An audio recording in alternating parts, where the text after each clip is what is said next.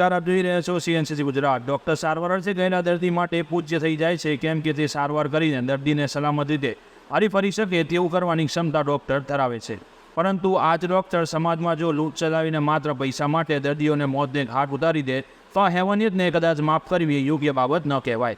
અમદાવાદમાં ખ્યાતિ હોસ્પિટલ, જેમાં દર્દીને એન્જિયોગ્રાફી કરાવીને ખોટા સ્ટેન્ડ મૂકીને દર્દીને મોતને ઘાટ ઉતારી દેવામાં આવ્યા। હોસ્પિટલને એક નજર જોતા એવું લાગે છે કે આ હોસ્પિટલ નથી, ક્યાંક 5 સ્ટાર હોટલમાં આવી ગયા હોય તેવું દેખાઈ આવે છે।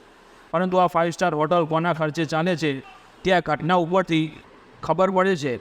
એ ગામડાના સામાન્ય પરિવારથી આવતા નાગરિકોને સૌપ્રથમ સામાન્ય ચેકઅપ દ્વારા જણાવવામાં આવે છે કે તમારા હાર્ટ કમજોર છે, આ બીમારી છે, પેલી બીમારી છે, જુદી જુદી બીમારીના બહાનાના નામે ચેકઅપ થાય છે। અને ત્યારબાદ બીજા દિવસે ગામડામાં હોસ્પિટલમાંથી એક સ્પેશિયલ બસ મોકલવામાં આવે છે અને તેમને હોસ્પિટલમાં લાવીને જુદા જુદા રિપોર્ટ કરાવી અને એન્જિયોગ્રાફી કરીને બાયપાસ સ્ટેન્ડ મૂકી દેવામાં આવે છે અને તેમના પરિવારજનોને પણ કોઈ પ્રકારની જાણ કરવામાં આવતી નથી। માત્ર પૈસા માટે સરકાર જોડેથી 5 લાખ રૂપિયાનું ઉઘરાણું કરવા આ ડૉક્ટરે ગામડાના પરિવારના ઘર ઉજાડી નાખ્યા। લોકો સરકાર પાસેથી અપેક્ષા રાખે છે કે સરકાર નિદાન ફ્રી કરીને સહાય કરે, પરંતુ આવા નિર્લજ્જ બેશરમ ડૉક્ટર કે જે માત્ર પૈસા માટે સરકાર જોડેથી પૈસા પડાવે છે અને દર્દીને ખોટી રીતે ખોટા ઓપરેશનો કરાવવા પર મજબૂર કરે છે અને લોકો આક્ષેપ સરકાર પર મૂકે છે કે પણ શું સરકાર માત્ર પૈસા આપવા માટે જ બની છે? સરકારને જો 5 લાખ રૂપિયા આવી રીતે આપવા પડે તો ગમે એટલું ભંડોળ હોય તે પણ સમાપ્ત થઈ જાય। આજે ઘણી બધી હોસ્પિટલમાં આયુષ્યમાન કાર્ડ સરકારે બંધ કરવા પડ્યા છે, જેનું કારણ આવા નફટ ડૉક્ટરો કે જે સરકાર જોડેથી ખોટી રીતે પૈસા પડાવે છે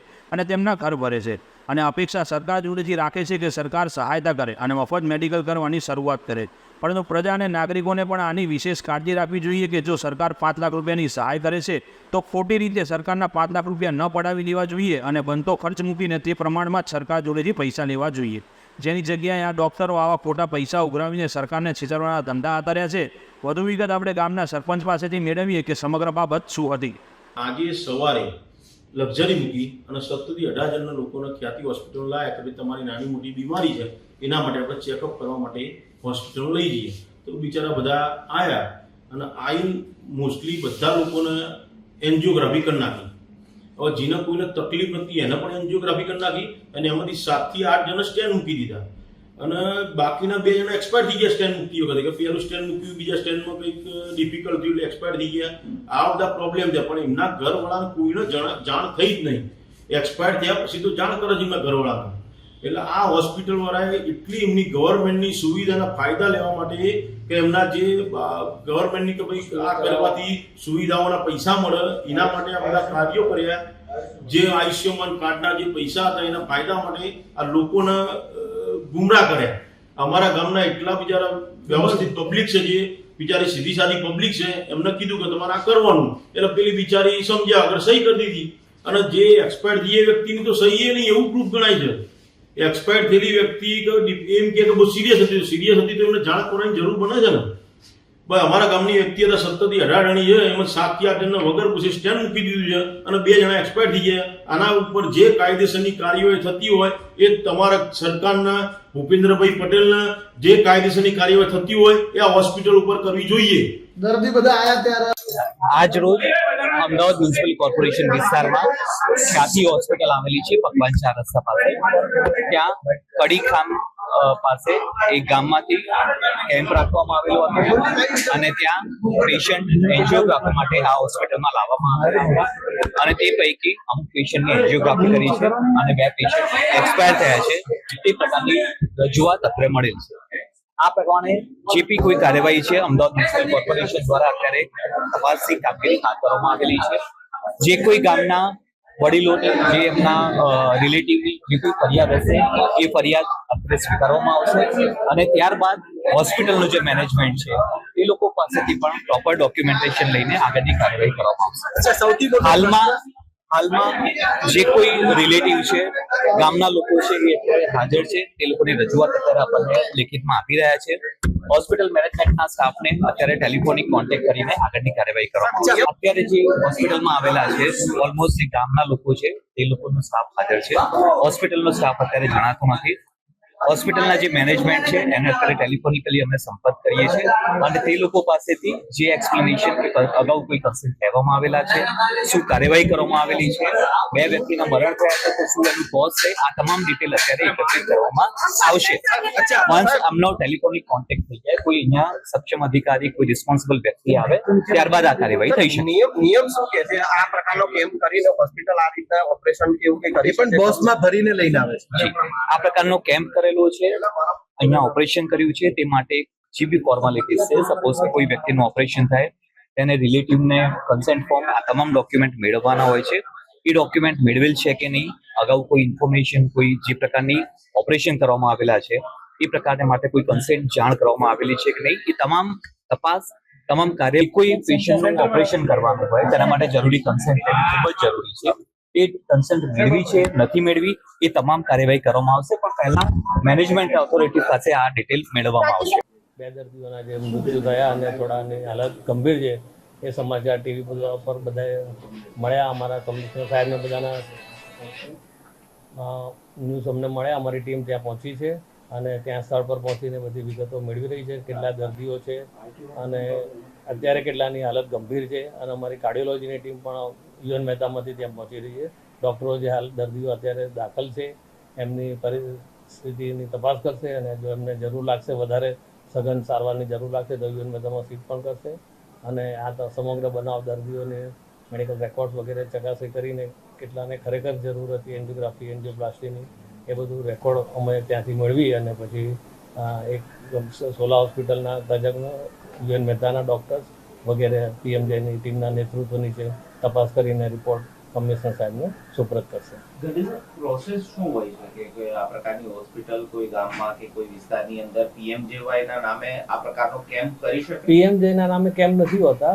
પીએમજેના નામે લોગિન થતા હોય છે કે ભાઈ દર્દીઓ પાસે પીએમજે કાર્ડ હોય તો એમને પીએમજેના લોગિન એમને સરળ પડે, એટલે દર્દીઓને કોઈ ખર્ચો ન થાય, એટલે દર્દીઓને એ બાને કે ભાઈ તમને તમારી તપાસ થઈ જશે, તમારો કોઈ ખર્ચો નહીં થાય, એ લોકો લાવવા લઈ જવાની આવી વ્યવસ્થા એમણે જાતે ઊભી કરી. પીએમજેનું કોઈ જગ્યાએ નામ કે મંજૂરી કોઈ અમે આપવાની હોતી નથી.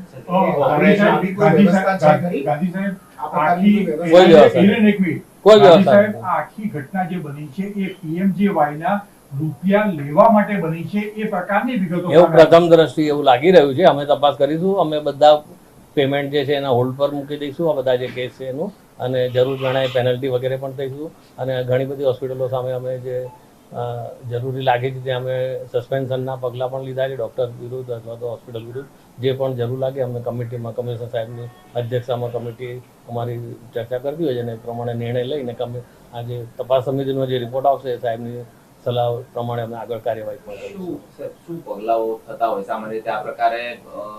અમે અનઇન્ડિકેટેડ હોય પેનલ્ટી પણ લેતા આવીએ છીએ, પ્લસ અને થિકલ પ્રેક્ટિસ હોય જે ભૂતકાળમાં એવું છે જોવા મળ્યું છે ઘણા, તો એ પણ સસ્પેન્શન સુધીની કાર્યવાહી પણ થતી હોય છે. એ ડૉક્ટરોને અમે પીએમજેમાં અન્ય કોઈ જગ્યાએ પણ પ્રેક્ટિસ ના કરી શકે એવી પણ અમે સૂચના બધાને આપતા આવીએ છીએ. એટલે પીએમજેમાં કોઈ પણ હોસ્પિટલમાં એ લોકો ભવિષ્યમાં ક્યાંય એમ પેનલ ના થઈ શકે એવી કાર્યવાહી પણ જરૂર પડે કરતા આવે. 2022માં આ જ હોસ્પિટલમાં સાણંદના તેલાવ ગામના એક વ્યક્તિનું મૃત્યુ થયું હતું. એના પછી પગલા કઈ લીધા હતા? કારણ કે 2022 નું અત્યારે કોઈ યાદ નથી અમારી પાસે. યાદ નથી એટલે તમે સાહેબ એક મૃત્યુ થયું છે એક વ્યક્તિ પીએમજેવાયના કેસમાં જ થયું. તે વખતે પણ સરકારે પગલા લીધા હતા, તો ફરીથી આ જજ્જાત ચાલુ થઈ.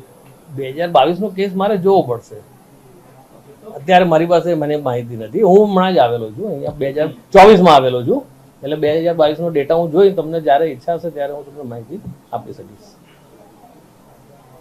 બેસિકલી પ્રોસેસ જે લોકો લઈ ગયા હતા કેમ કરવા માટે, કેમ કોઈ જોગવાઈ છે ખરી? પીએમજે ના નામે કોઈ જોગવાઈ નથી હોતી. ઇન જનરલ પણ કોઈ ના ના, અને અમે હવે એક સર્ક્યુલર કરીને બધી હોસ્પિટલોને જાણ કરી દઈશું કે પીએમજે ના નામે કોઈ કેમ્પિંગ કાર્યવાહી ના કરવામાં આવે અને લાભાર્થીઓને ખોટી કોઈ રીતની ગેરદોરવણી ના થાય, અને પીએમજેના લોગિનથી કામ તમારું ફ્રી ઓફ ચાર્જ થઈ જશે એવી જાહેરાતો કરીને આવી કોઈ કાર્યવાહી કોઈ હોસ્પિટલ ના કરે એવી સૂચના અમે બધી હોસ્પિટલોને આપવાની. 100% પગલાં લેવાશે. સસ્પેન્શન જરૂરી લાગે તો અમે લેતા આવીએ છીએ. એ જે સ્પેશિયાલિટીની સારવાર હોય એ સ્પેશિયાલિટીની સારવાર 3 થી 6 મહિના કે 1 વર્ષ માટે પણ અમે બંધ કરતા આવીએ છીએ. ઓપરેશન કર્યા છે. અને એ તમે કેવી રીતે નક્કી કર્યું કે 19 બોરીસણા ગામના પેશન્ટો છે, બધાને હાર્ટની પ્રોબ્લેમ છે? 120 પેશન્ટ પ્રાથમિક સારવારના નામે તમે હોસ્પિટલમાં લાવો છો, પછી તમે એવું કેવી રીતે નક્કી કરો છો કે સીધા ઓપરેશન કરી લો છો? 120 બરાબર છે. પ્રાથમિક સારવારના નામે તમે તમારી ના એવી રીતનો જ કેમ્પ હતો તે ત્યાં ECG કર્યો છે, ECG માં સારવારના નામે તમે લાવીને તમે એવું કેવી રીતે નક્કી કર્યું કે 19 પેશન્ટને હાર્ટની બીમારી છે? 120 પેશન્ટ માંથી ત્યાં જેણે કીધું કે મને છાતીમાં અને દુખે એવું છે, કેવું? 26 મને તો બોલવા દો. 120 પેશન્ટ માંથી ત્યાં જે પેશન્ટે કીધું છાતીમાં દુખાવો છે, છાતીમાં ચાલવામાં વજન લાગે છે, શ્વાસ ભરાય છે, એ પેશન્ટોના ECG કર્યા, એમાંથી જેના ચેન્જીસ હતા એ પેશન્ટ છે આ 20 પેશન્ટ. આ પેશન્ટ એક્સપાયર થઈ ગયા. 26 માણસો ત્યાં ગાડી તમારી સ્ટાફ બસમાં તમારી બસમાં આવવા માટે બેઠા. તમારી હોસ્પિટલના સ્ટાફે એવું કીધું કે જેની જોડે આયુષ્યમાન કાર્ડ હોય એ લોકો જ બેસે. એટલે આયુષ્યમાન કાર્ડનું મતલબ શું કે PMJYના જે પૈસા મળે છે એમાંથી તમારા પૈસા કમાવો. ના, એવું કંઈ નથી. આયુષ્યમાન કાર્ડ એટલે કારણ કે પ્રોસેસ ફ્રી થશે, નહીં હોય આયુષ્યમાન કાર્ડ તો એ લોકોનું આવવાનું જવાનું વેસ્ટ થશે. દર્દી જે એક્સપાયર થઈ ગયા એમાંથી જે સેન્ટમાં ભાઈ છે એમને આપણે જયારે પ્રોસિજર કરીએ એન્જિયોપ્લાસ્ટીમાં લોહી માધુકરનું ઇન્જેક્શન આપ્યા જાય, ગોળીઓ અપાય. સેન્ટમાં ભાઈને કોઈ તકલીફ નહોતી 2 કલાક સુધી. પછી એમને ઉલટીઓ ચાલુ થઈ. બરાબર, એમાં ટ્રીટ કરતા હતા ત્યાં સુધી એમને ધબકારા વધી ગયા, પછી શોક આવવું પડ્યું. આટલું બધું ફાસ્ટ થવાનું કારણ એ હોઈ શકે જે લોહી માધુકરનું ઇન્જેક્શન ને ગોળીઓ જે આપ્યું એ તો બ્લીડિંગ થઈ શકે. ગોળીને નથી ખબર કે મારે ખાલી જે સ્ટેન્ટ નાખ્યું છે એને પાતળું કરવાનું છે. એમને બારોટભાઈને સ્ટેન્ટનું રિએક્શન આવ્યું છે. બારોટભાઈને ઇમિડિયેટલી અડધો કલાકની અંદર છાતીમાં દુખાતા હોય હૃદય બંધ પડી ગયું છે. તો અમને ફરીથી લઈ શકાય જેટલો બી ટાઈમ નથી. આ કેસ 100 માંથી કોઈ એક પેશન્ટને થાય કે જે સ્ટેન્ટ આપણે નાખીને એનું દવાનું રિએક્શન તમે આની સહી લીધી હતી? આ નતા ભાઈ, આ લોકો કોઈ રિલેટિવ યુએન મહેતા હોસ્પિટલમાં કેવું છે, તમે ઓપરેશનમાં જાઓ ને તો દર્દીને નથી પૂછતા, દર્દીને સગાને પૂછી સહી કરાવે છે. बद्री बात मानो जो वो भी ध्यान से जा रहे हो बद्री जबरदस्त को मानो जो पर ये जो कैंप होता है ना इसके अंदर अलग है इन लोगों का क्योंकि वहां से वो लोग वहां से लेके ही आ रहे हैं उसकी सम्मति से और फिर यहाँ पे ऑन टेबल रिकॉर्डिंग करते हैं पेशेंट की सम्मति आप लेते हो कोई रिलेटिव इतनी सीरियस मैटर होते हुए भी आप नहीं ગુજરાતની ભાજપ સરકારની અંદર વારંવાર મેડિકલ કેમ્પના નામે મેડિકલ માફિયાઓ એ મોટા મોટા કાંડ કરતા હોય છે.